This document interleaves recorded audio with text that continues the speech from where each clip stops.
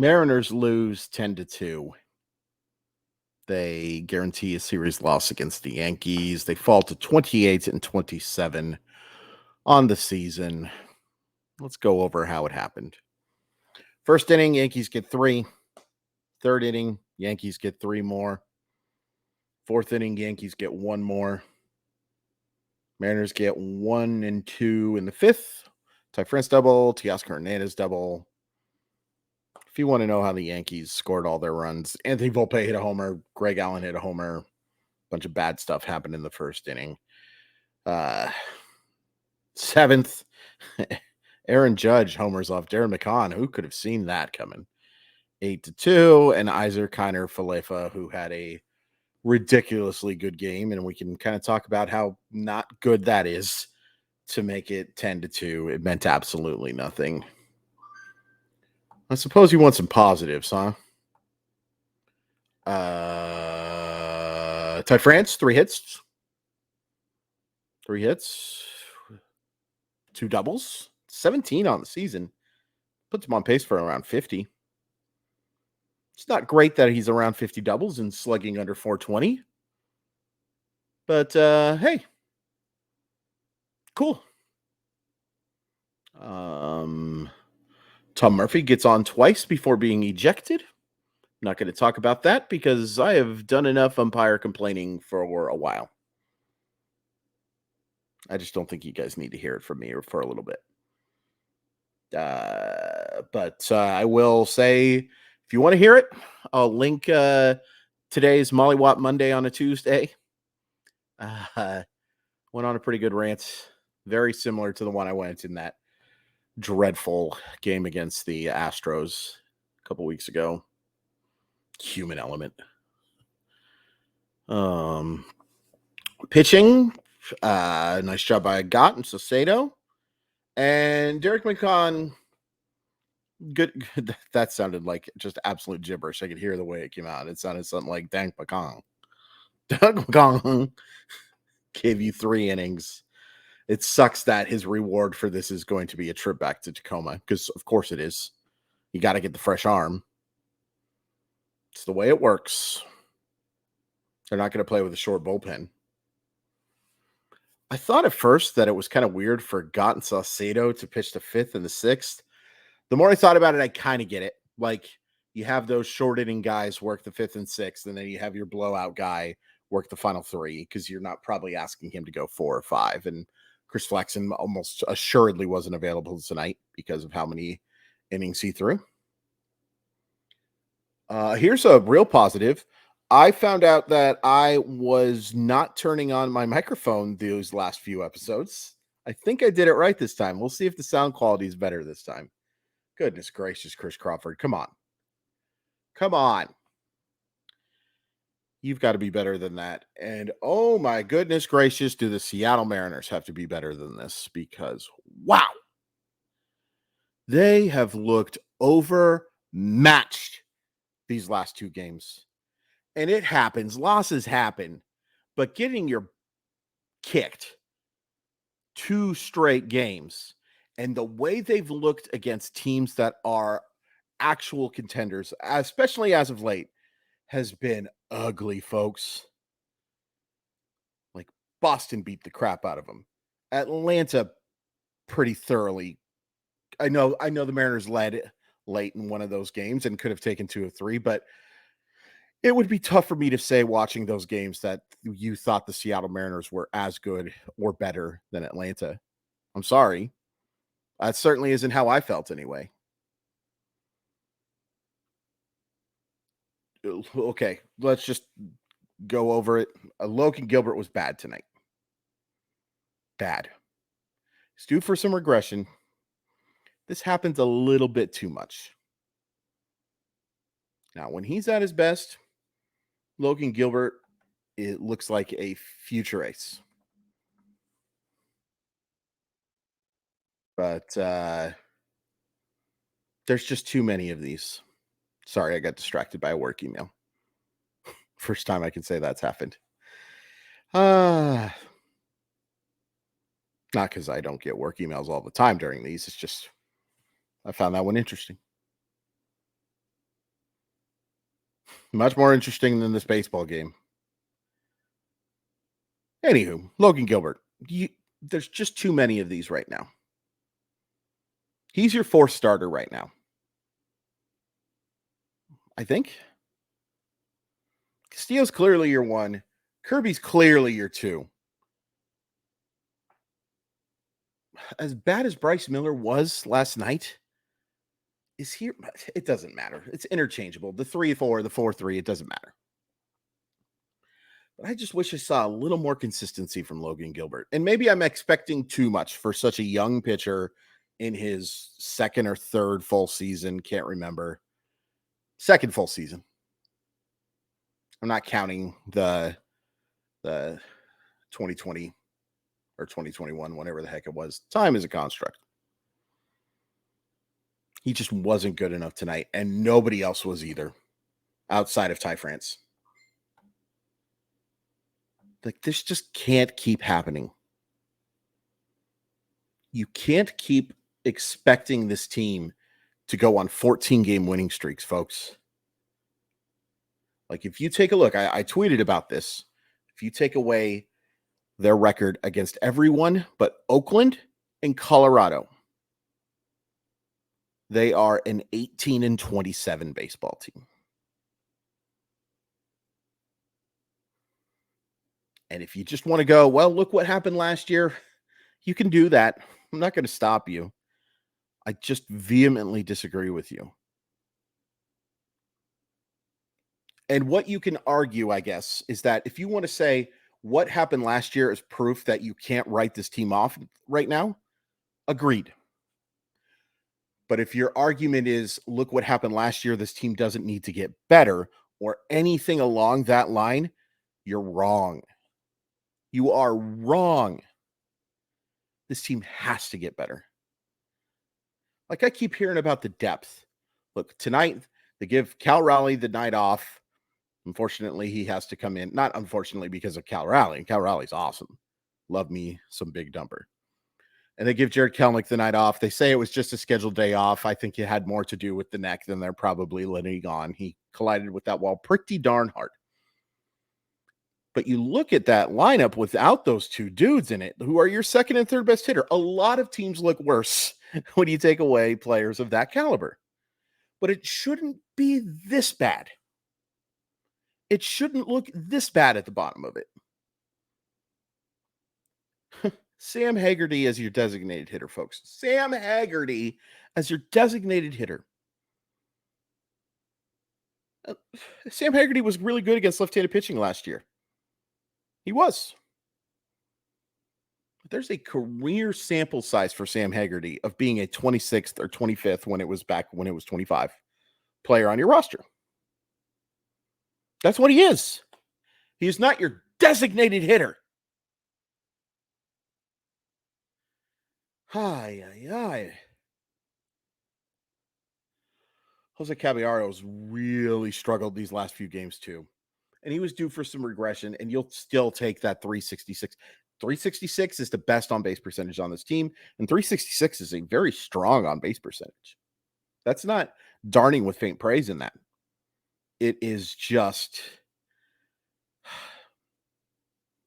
you see, I think, if you're paying close attention, there's a reason why this guy was not considered a top prospect and considered more organizational depth.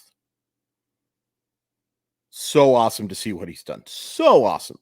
This is what makes baseball great, is we have guys like this. I'm a prospect guy. I'm a person who writes about prospects for his living for the most part, or has for the most part. Not so much as now, but I still do it for sure. It's awesome when I get to see guys who I didn't think were going to be great, or sometimes flat out just know very little about, do great. It's awesome. I'm not rooting against Jose Caballero. And maybe it's a little bit confirmation bias, which we've talked about a lot this year. I think you're seeing that he's maybe not the great answer at second base. I think you got to go make a move, man. I think you got to make a move to show that this team, which is a bunch of great guys, that I've heard from lots of people that all of these guys are pretty much great dudes. You got to go make a move to help those guys and to make this team better. That's obvious. That's the most obvious thing I've ever said. Go get better players to make yourself better. But like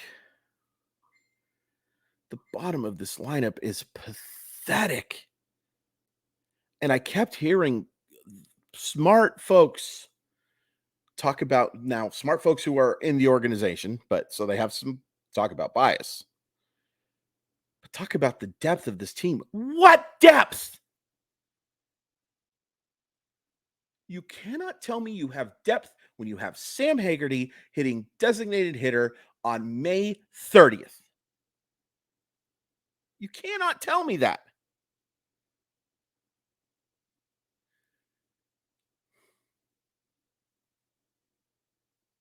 I mean, the left field situation too is just becoming. We talk about second base, and Colton Wong has been awful. AJ Pollock's been just as bad. Not okay, not as bad, but he's been pretty darn bad. AJ Pollock's been really bad. 0 for 2 again tonight. Does draw a walk. But your big free agent acquisition, and I don't think the Mariners even claim he is, but this was the guy that there's the most money they spent on a bat, I believe, since Nori Aoki. And he's got a 237 on base percentage and a 337 slugging mark. And he's hitting 163. It's not early, folks. We are over 1/3 of this way done with the season.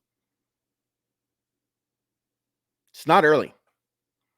And against good teams, this team has stunk.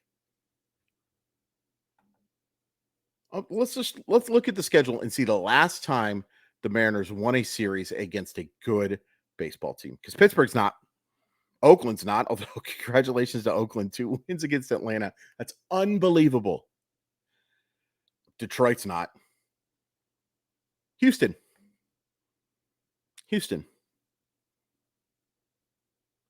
That was May 6th and May 7th. It's been a month. You lost a series against Toronto. You lost a series against Philadelphia. You got swept against Milwaukee. They have looked bad against bad teams. It hasn't been one-run luck stuff with against these bad, or excuse me, they have looked bad against good teams. And it's not one-run luck stuff against these bad teams. They have gotten destroyed against the Yankees this series. It is 20-6. This isn't bad luck. You know, as bad as I thought the umpiring was and look, the umpiring has been bad all series for both teams. 3 overturned calls, I think, again tonight. One on a play that I admire the heck out of Julio Rodriguez's effort, and very few players make that a close play. But how that outfield, the umpire couldn't see that wasn't a catch, that's borderline scary. But it's not umpiring. It's not bad. It's not bad calls that are hurting the Mariners. Umpiring is problematic, no question about it. But look, they lost 10-2, 10-4 against. They have one-run loss recently against bad teams, good teams. I don't know why I keep saying it. Maybe it's because I think the Mariners might be a bad team. I don't think they are. I think they're a mediocre team, though. I think they're a mediocre team when things should have been a lot better. There's time to change it. They are a mediocre team right now. You have 2/3 of the season to make all of this better. Except you can't take away these losses. You can't. You can't do it. These are banked in.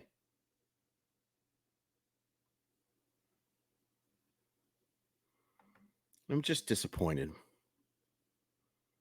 And we talked about a couple weeks ago disappointment versus concern, right? And how I could be disappointed and not necessarily concerned. Starting to get a little bit of both. Because when they're not playing the worst team that I have seen, all due respect to them for winning those 2 games against Atlanta, good for them. They deserve the fact they're even trying. But when you're not playing teams like that, when you're not playing against the team that I've jokingly called Double A Midland, you're not playing against Colorado, you're not playing against a very mediocre Pittsburgh team and a very mediocre Detroit team,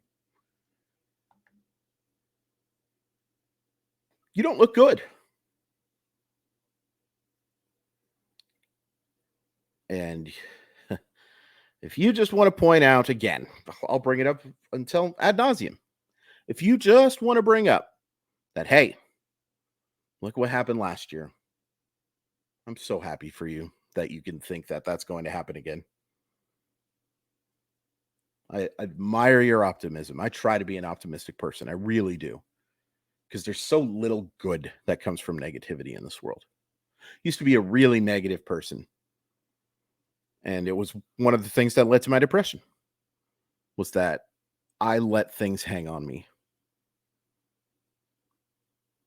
The 2 things that hurt me the most were me feeling like I was burdened and that I couldn't let stuff go. And I focused on the negative aspects of life were the 2 biggest things, and chemical imbalance. But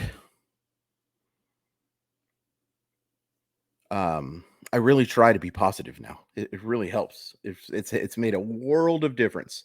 A lot of really good stuff started happening for me. Maybe just a little bit like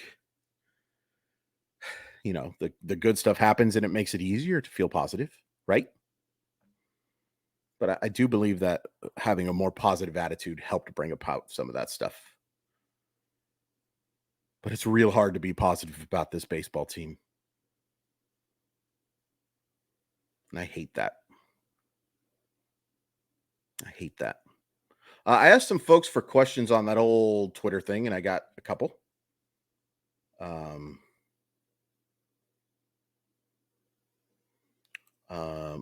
here's one of the first questions was why? It's a good question. I'm going to come back to you on that one.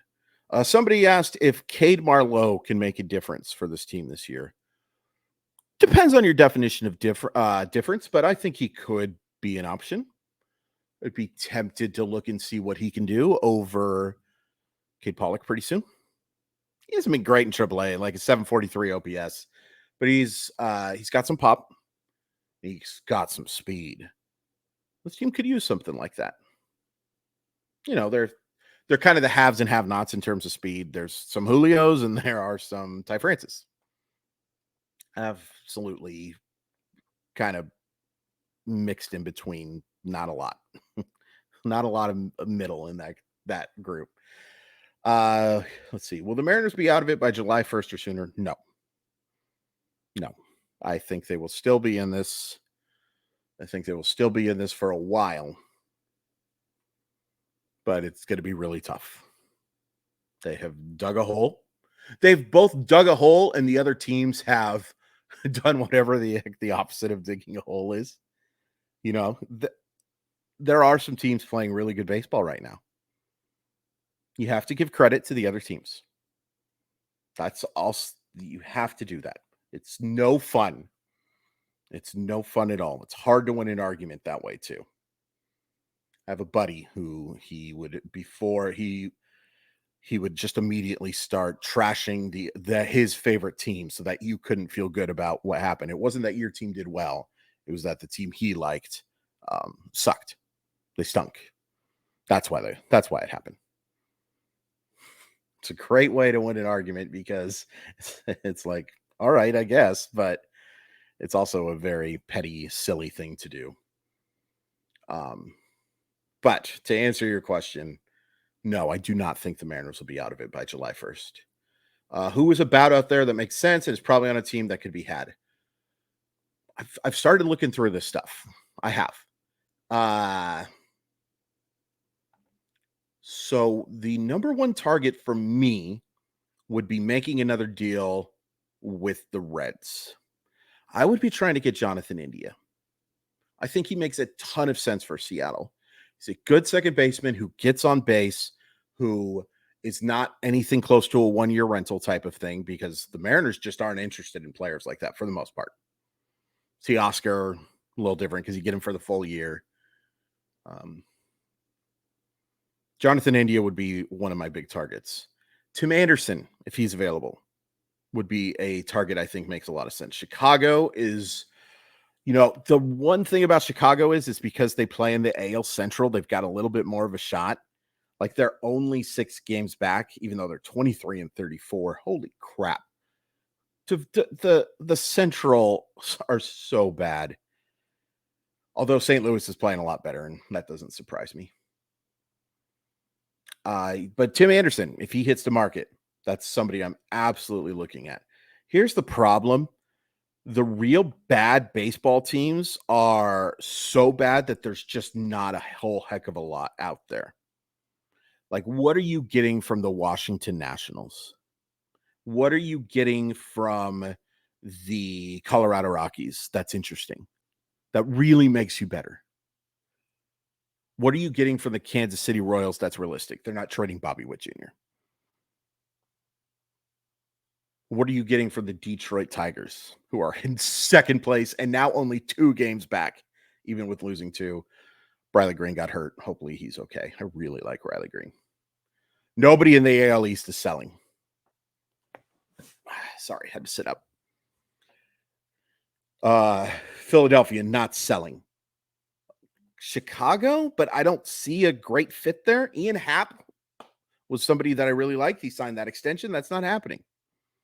Miami's in this and don't have a lot of players that make sense.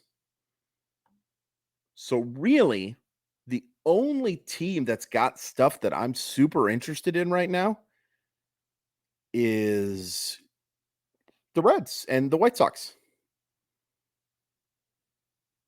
Now that can change. Things can happen. Maybe Philadelphia falls out of this thing and I don't know.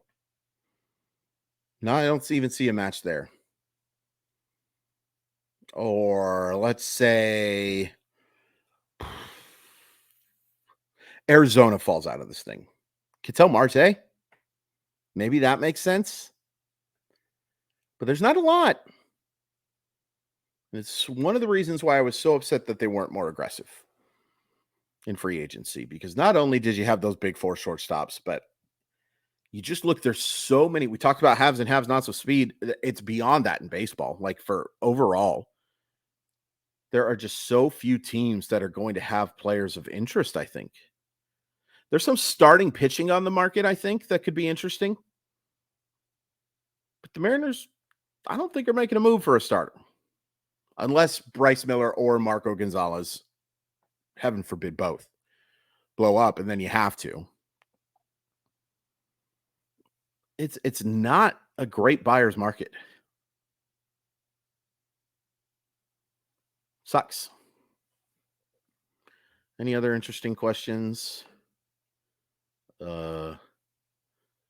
What's with this trend with our starters giving up runs in the first inning? Sample size? I think a little bit of sample size there. I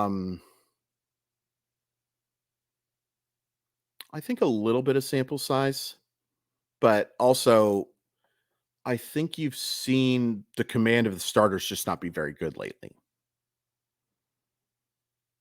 But 2 weeks, that's like a couple turns in rotation for everybody. The only starter who's really, well, Bryce Miller's obviously been fantastic until his latest kerfuffle.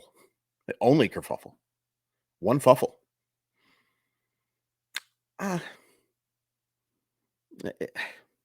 It's not good, though, because this is not an offense that is built for comebacks.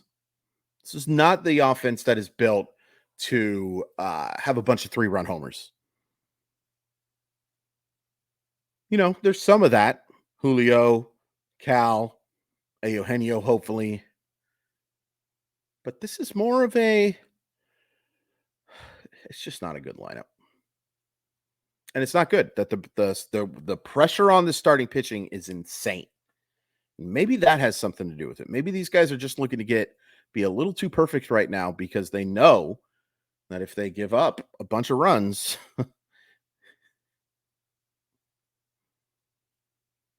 yeah. Wow, this is going to be around a half an hour video.